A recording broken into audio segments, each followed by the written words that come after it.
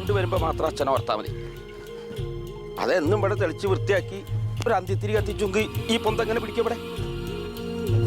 ഇവിടെ എന്താ അത് വെട്ടുകത്തി ഉണ്ടാക്കാൻ പോയിരിക്കാ? തങ്കം എന്നിട്ട് വേഗം ഇവിടെ കൊതു കടിച്ചിട്ട് നിൽക്കാൻ വയ്ക്കാം അവിടെ. വേവാ ഒരു വടും കൂടി കാണാനില്ല അവിടെ.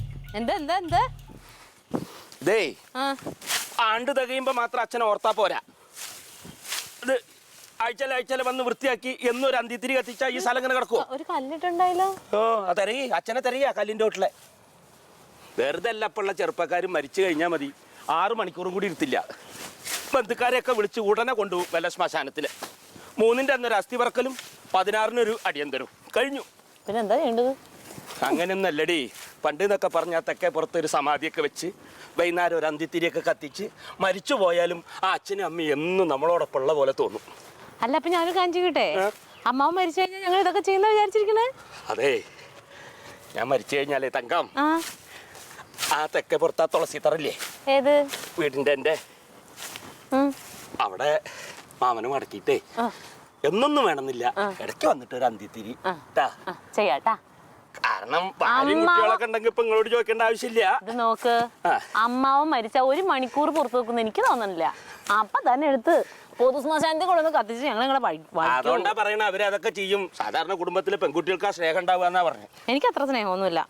ഓ കനകന ഉണ്ടായിരുന്നപ്പോ കനകന മതിയായിരുന്നല്ലോ. ഇപ്പൊ മറ്റുള്ളവരുടെ പോലെയല്ല. എനിക്കൊരു ചെക്കുണ്ടായി കല്യാണം കഴിച്ചിട്ട് തന്നെ ഞാൻ അവനെ കൊണ്ട് കെട്ടിച്ചിരുന്നില്ലേ.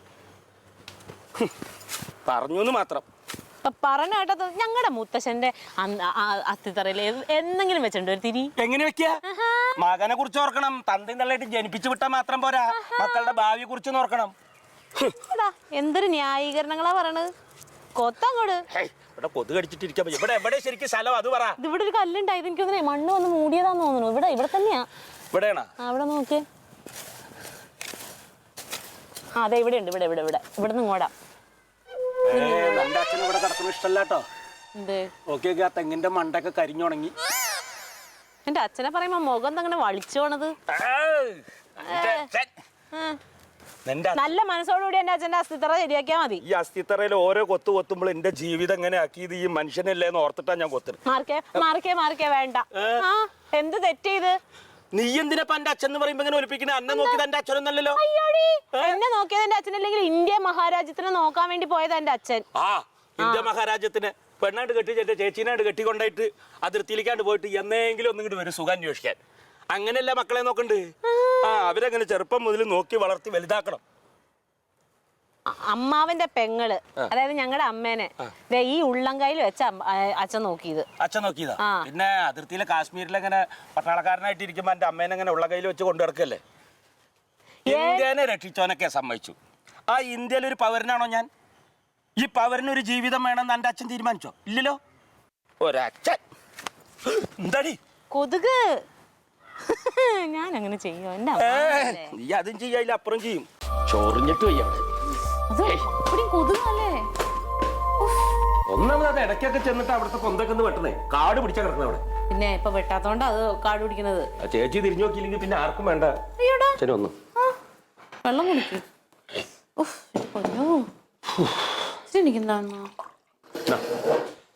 ഈ ക്ലീറ്റോൻ എന്താന്ന് വിളിച്ചിട്ട് എടുക്കാത്തത്?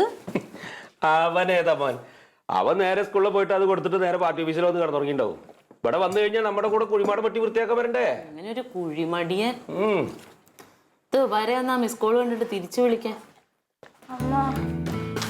വന്നല്ലോ. അയ്യോ അങ്ങ് വയ്യല്ലോ. ഈ ബാഗേ ഇങ്ങനെ കൊണ്ടുവന്ന് എറിഞ്ഞിടരുതെന്ന് ഞാൻ പല പ്രാവശ്യം പറഞ്ഞിട്ടുണ്ട്. അമ്മ തലവേദന എടുക്കണമ്മ. പനിയുണ്ടോ? എന്നാ ചോറ് കുറച്ചല്ലേ കഴിക്കാൻ പറ്റുള്ളൂ. അതെന്താ തന്നാഴ്ച മുഴുവൻ കഴിക്കാഞ്ഞ്? അത് ഞാൻ ഇവിടെ മറന്നു വെച്ചില്ലേ. ഞാൻ ടീച്ചറിന്റെ കയ്യിന്നല്ലേ കഴിച്ച. മറന്നു വെക്കേ? ഡാഡിയുടെ കൊടുത്തു വിട്ടല്ലോ അമ്മ. ഇപ്പൊ കിട്ടിയില്ലേ? ഇല്ല. നീ പോയതിന്റെ പിന്നാലെ തന്നെ ഡാഡിയുടെ അടുത്ത് ആ പുസ്തകത്തിന്റെ 1000 ഉറുപ്പിയും പിന്നെ ഈ ചോറും കൊടുത്തയച്ചല്ലോ. ഇല്ല കിട്ടിയില്ല. കിട്ടാഞ്ഞ്?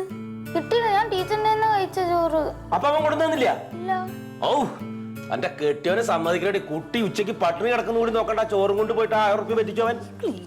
എന്താ ചെയ്യണ്ടെന്ന് ഞാൻ ശരിയാക്കി കൊടുക്കാൻ. ഞാൻ ഓരോരോ തട്ടിപ്പ് പറഞ്ഞ് കാശ് വിടുന്നു. പക്ഷെ സ്വന്തം കുട്ടിയുടെ കാര്യം കൂടി ആലോചിക്കാണ്ട് ഇങ്ങനെ ഓരോ തട്ടിപ്പ് കാണിക്കാന്ന് പറഞ്ഞ അയ്യോ കണ്ടോ വിശക്കണുണ്ട് അമ്മയുടെ കുഞ്ഞിന്. എന്തെങ്കിലും താമ്മ. അമ്മ ചോട്ടാണ് ദൈവമേ, ഞാൻ എന്ത് ചെയ്യണം? ഞാൻ സ്നേഹിച്ചു നോക്കി, ക്ഷമിച്ചു നോക്കി, നന്നാവൂല എന്ന് വാശി പിടിച്ചാൽ ഞാൻ എന്ത് ചെയ്യും അമ്മ? എന്നോട് പറഞ്ഞിട്ട് എന്താ കാര്യം? വരുത്തി വെച്ചല്ലേ അനുഭവിച്ചോ. ഈ കൊച്ചിനോർത്ത് ഞാൻ കടുങ്ങയൊന്നും ചെയ്യാത്തില്ലെങ്കിൽ ഞാനിട്ടില്ല പണ്ടേ എല്ലാത്തിനും ഞാൻ നിക്കട്ടെ, അവങ്ങോട്ട് വരട്ടെ. അവൻ ഞാൻ വേണ്ട വെച്ചിട്ടിരിക്കാണ്. ഇങ്ങോട്ട് വരട്ടെ. ഇരിക്കട്ടെ മോനെ, അമ്മ ചോറെടുക്കട്ടെ. കഷ്ടമാണ്, എന്റെ ഒരു വിധി എന്ന് പറഞ്ഞാൽ മതിയല്ലോ. പ്രവർത്തന മേഖലയിലൊക്കെ നിൽക്കുമ്പോൾ ഇതൊക്കെ നമ്മളെ കടമയാണല്ലോ.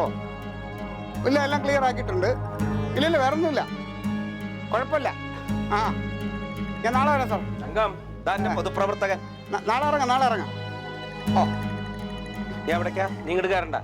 നീ പൊതുപ്രവർത്തനം ചെയ്താൽ മതി. ഈ വീട്ടിലുള്ള എന്റെ പ്രവർത്തനം ഇനി വേണ്ട.